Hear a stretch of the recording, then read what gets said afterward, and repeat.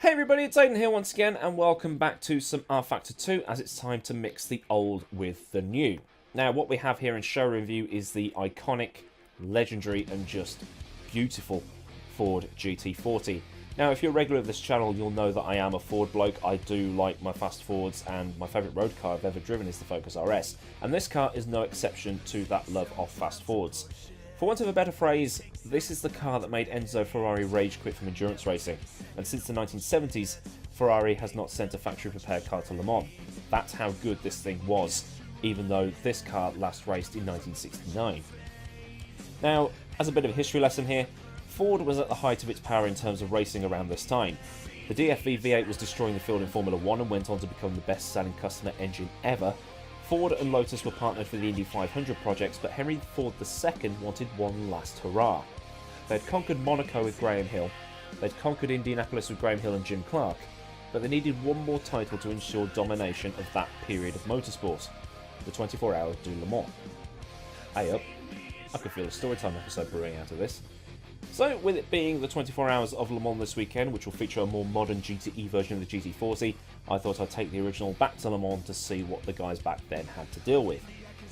Now, as a little bit of a history lesson, Henry Ford Jr. had wanted a car at Le Mans since the early 1960s, and in 1963, rumours surfaced that Enzo Ferrari was willing to sell to Ford, and the deal almost went ahead.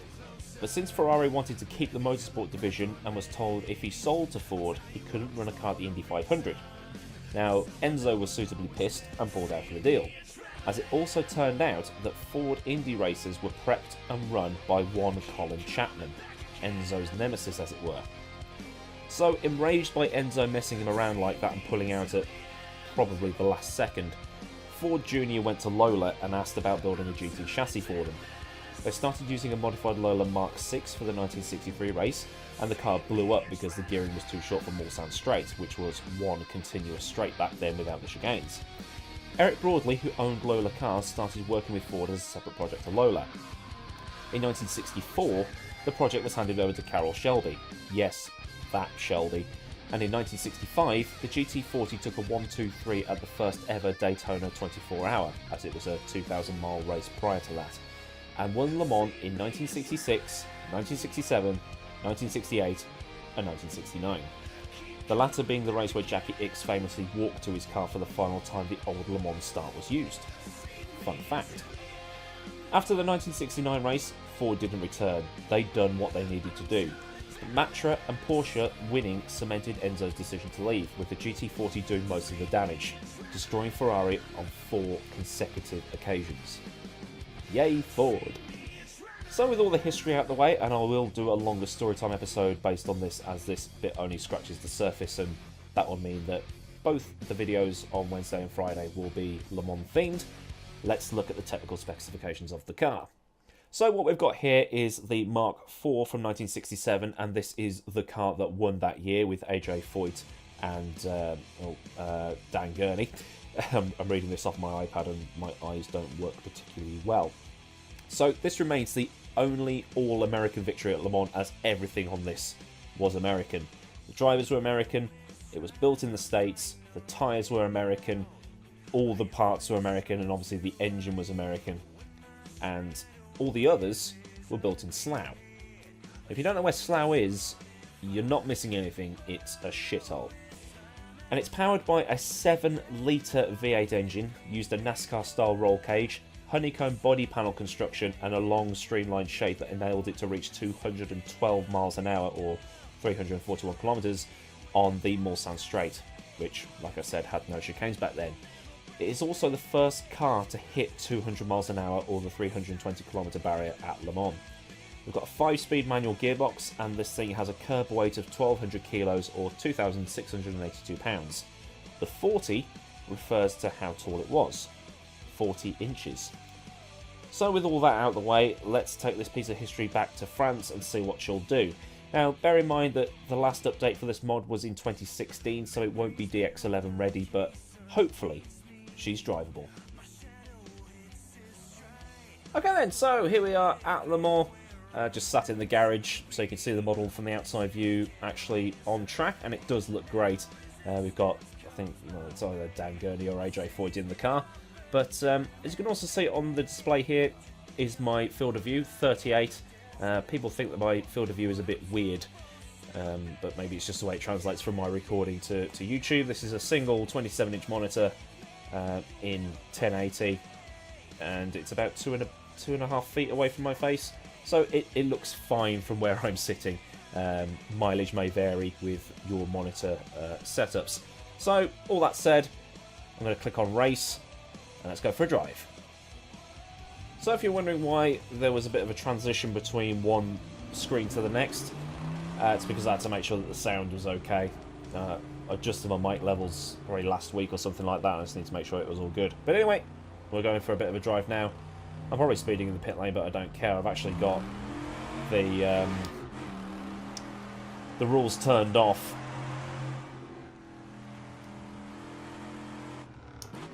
And I've also got milk bottle tops and brakes, which is always fun, but then again, this is a car from 1967. So we're talking the same era as Grand Prix Legends here.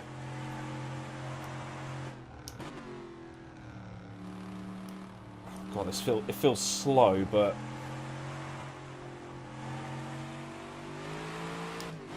there's no rubber on the track yet, but coming to Tête Rouge, which makes me sound like a Yorkshireman. Through Tête Rouge, it's in Bradford. And now we can finally unleash the beast. 7-litre V8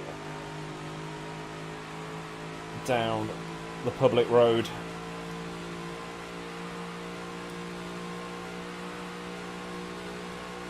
Now, am I supposed to be like on the other side of the white line? Probably. Just got it pulled up for the first chicane in time. Feed that power because there's no rubber on the track, like I said. Real road settings are green and naturally progressing. I probably should have put some rubber on the track and then done this, but let's make this fun. Get my braking point right for the next Mulsanne chicane. Brake in early because I don't know what I'm doing, but standard fare for this kind of video. I'm not looking to break records. I'm just looking to enjoy myself and show you a mod that not many people know about.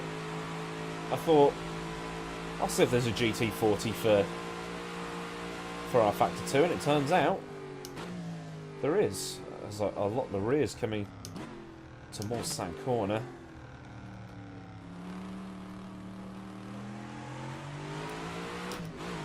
Get the power down. Driving on the... This is how I see the world when I'm driving. Right-hand drive car, left-hand side of the road. Now, you would have thought, being an American car, the steering wheel will be on the left-hand side of the car, but it's not. Then again, it was based off that Lola Mark 6, so maybe that's why. Answers on a postcard.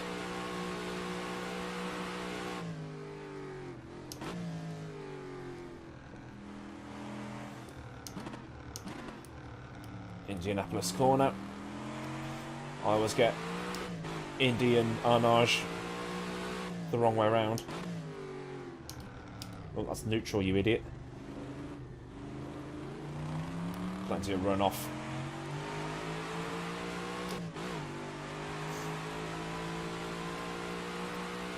It's a deceptively simple track, Le Mans.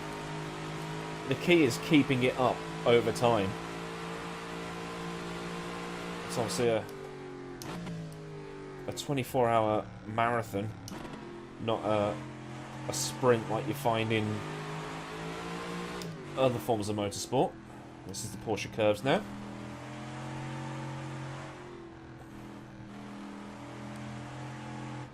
So used to the other version of this track that's available, which is the 91 to 96 version. But oh god, look at that sliding, Jesus.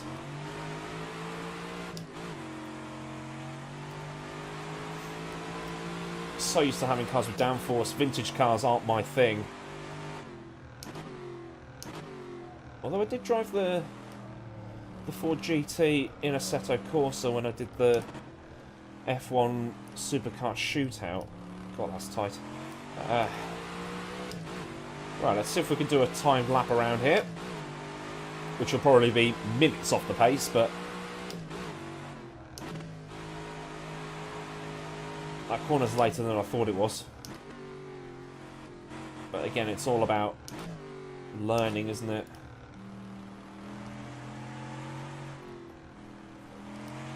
The track has changed a lot since this car raced. A lot of cool stuff happened in the 60s though, didn't it? And when I do the Storytime episode, I'll brush up on this, that I have looked at the figures that Ford spent, and it appears that if you were to take out the aerospace projects like Concorde, the Apollo program, maybe the SR-71 Blackbird as well. Was that the 60s? This is probably the most expensive project. I mean, Ford sunk millions into a racing car that served no purpose other than beat Enzo Ferrari. It's a lot of money to spend for a personal vendetta, isn't it?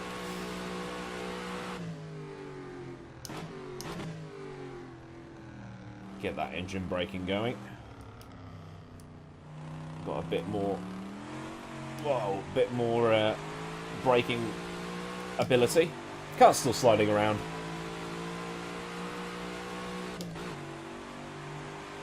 But we'll do this lap and probably call it, because you don't want to see me drive around Le Mans all night. Although, if VEC, if they did a historic Le Mans, I would watch that.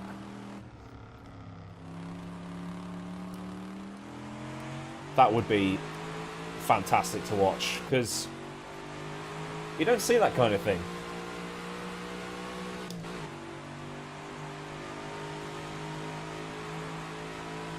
But this car does handle pretty well. It's not as terrible to handle as... or as... what's the word? Deadly as the Formula 1 car that I drove around Spa.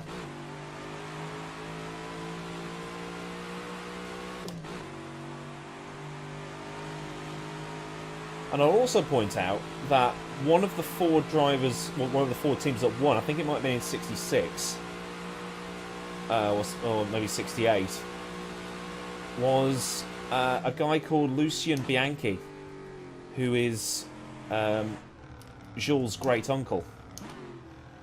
And like Jules, unfortunately lost his life in a racing accident. It's stuff that you can't really make up, to be honest.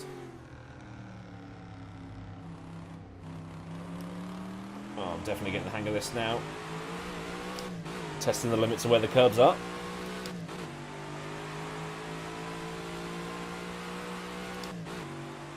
This is all default setup as well. I haven't tweaked anything. Maybe I'm expecting too much from the car because of what I'm used to in racing cars. You know, I drive Formula 1 cars and GTs and V8 supercars. Don't really do the historic things, as I've already mentioned. At least I hope I've already mentioned.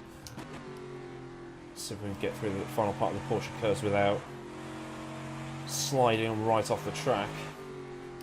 Try a wider line.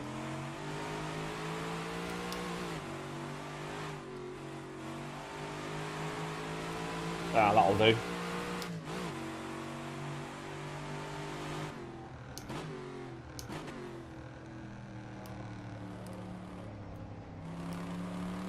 This was quite a lot of fun. I'll leave a link for everything that you need to be able to do this for yourself. Try it for yourself and let me know how you get on. I will... oh god, I've got a very itchy nose. I may have... oh, some of that... whatever it is that's floating around outside has probably got into the flat, but look at this car. It is a beautiful looking car. Oh, that's the wrong way. Let's pull over. There we go. So this was Oops. This was the Ford GT, or the GT40. And like I say, I will be doing a storytime episode on Friday for the whole Ford versus Ferrari thing and the GT40 story and all that good stuff. So if you want to see that and want to be notified when that comes out, hit that subscribe button and click on the bell notification doodad. So when that video gets uploaded, you will see it, you know, in your subscription feed. And until Friday, I've been Aidan Millward. Have a great day wherever you live in the world.